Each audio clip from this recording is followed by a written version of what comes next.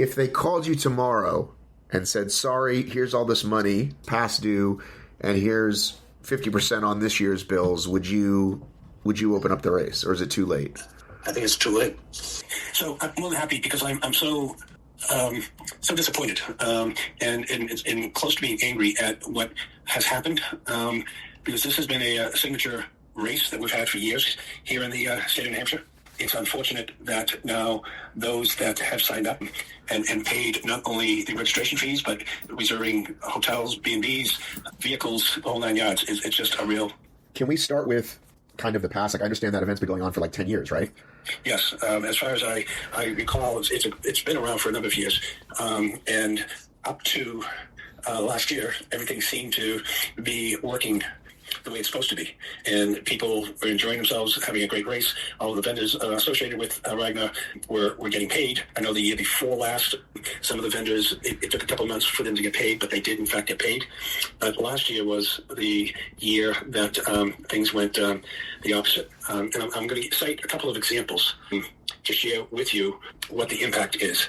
Approximately February of this year, I received a phone call from the chief of police in Plastown, New Hampshire, who was calling on behalf of a number of police chiefs in the state of New Hampshire that were included in the race route from Lancaster down to Hampton, because I'm sure you know, if you've been doing the stories, that for Ragnar to have a race through a town, they have to get all of the permits, and they also have to get all of the police chiefs to sign off. He was calling me to let me know that he was having a hard time getting in touch with Ragnar. Apparently the person who was in charge last year is no longer there.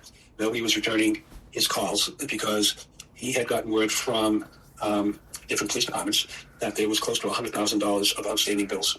I know, in fact, because I talked to the chief in Hampton, that they were owed $12,000.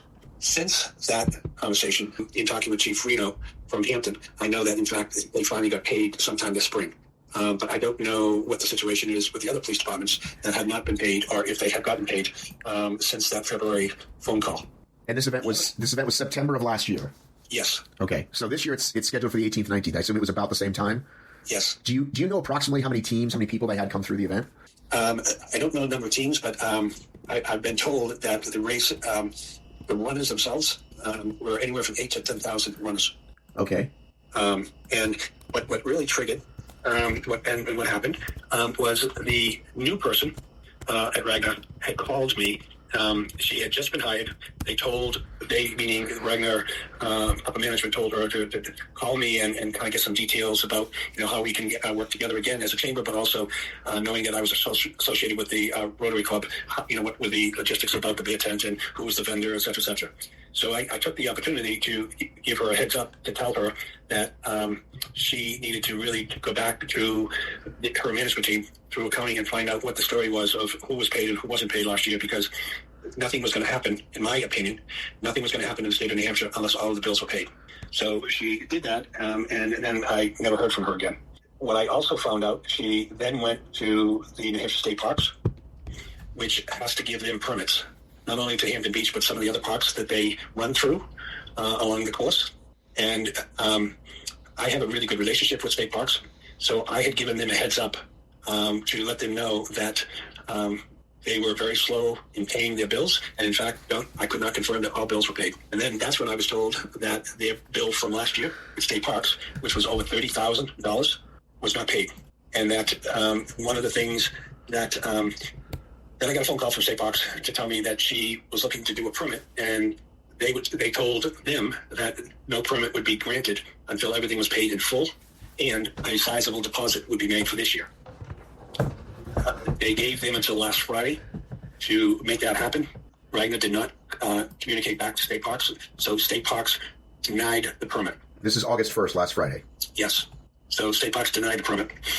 So what is your understanding? Do they plan on showing up? Like, what is your understanding about their plans? It's my understanding that they're probably going to end up canceling it, because if you go on their website, they're not taking any more registrations. And if you then go to the Facebook chatter, people are having to call their credit card companies and dispute the charges to get their money back. But the website doesn't say canceled. No, not that I see. No. Did you know that they canceled their West Virginia event last week? So basically a week before the event was going to happen in Big Bear Camplands in Appalachians. Yeah, no, I did not know that. But I'm not surprised.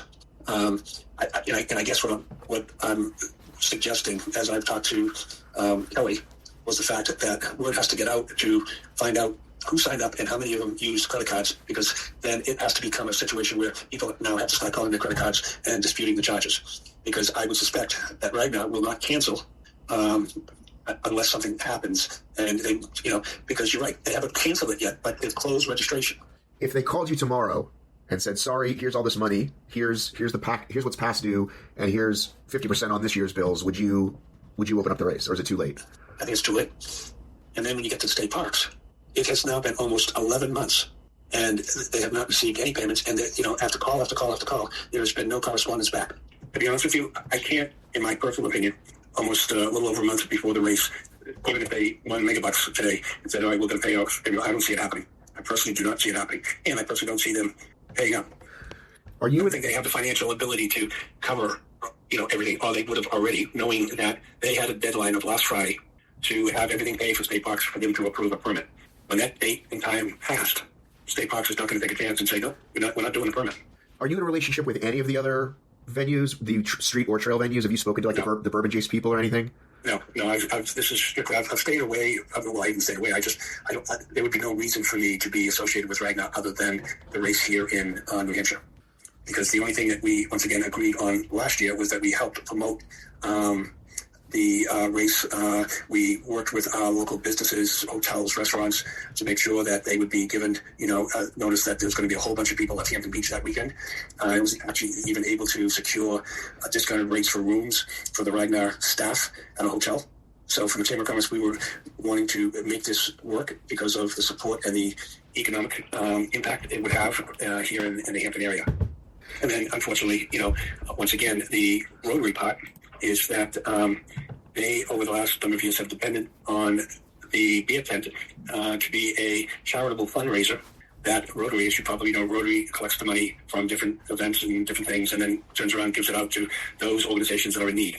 Well, the last couple of years, the Rotary Club has been getting anywhere from $5,000 to $7,000 for its volunteer efforts of managing the beer tent, and so that is a big loss for the Rotary Club this year. Well, who I feel bad for? Not only the business, I feel bad for that team that has been running and that has put together a team over every single year. And we're not just talking about New Hampshire folks. I've seen license plates as far away as New York, Pennsylvania. I mean, people make it a point to come to New Hampshire to run in this race. And I feel bad for all of those runners that have already signed up. And now, not only is there not going to be a race, but what's the chances of them getting their money back?